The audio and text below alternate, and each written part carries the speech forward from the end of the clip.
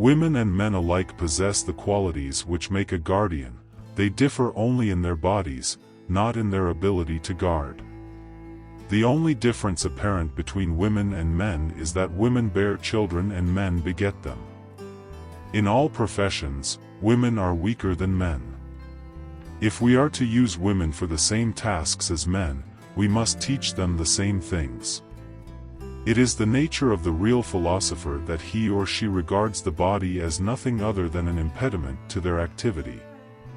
No human thing is of serious importance, and grief stands in the way of what little importance there may be in human things.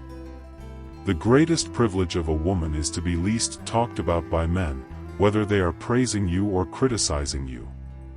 Are dogs divided into he's and she's, or do they both share equally in hunting and in keeping watch? There is no practice and no art whose acquisition makes the way of men different from the way of women. Then can we deny that a woman is capable of sharing with a man in hunting and in watching and in the other duties of a guardian, which you were just now enumerating? The sexes should be taught and employed in many things together, and singing and gymnasium are among them. It is time to dismiss the notion that one sex is either superior or inferior in all things.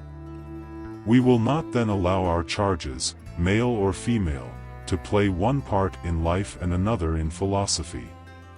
For men and women alike, the mind has no sex.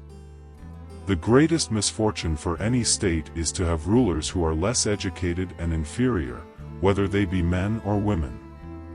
When men and women are able to share equally in every task, the state becomes richer. The business of the state must not be handed over to women merely because they are the wives or daughters of those who hold office, but because they themselves have been found to be most capable.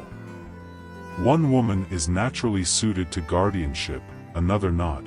One is naturally a musician, and another not.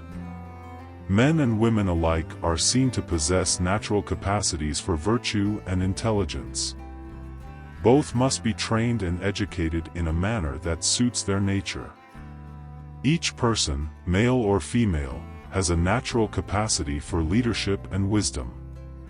Justice does not differ at all whether it is in a woman or a man. Virtue knows no barriers of sex or wealth. The differences between men and women are not relevant to their roles in society. The task of a philosopher is to make the soul rule over the body, for both men and women alike.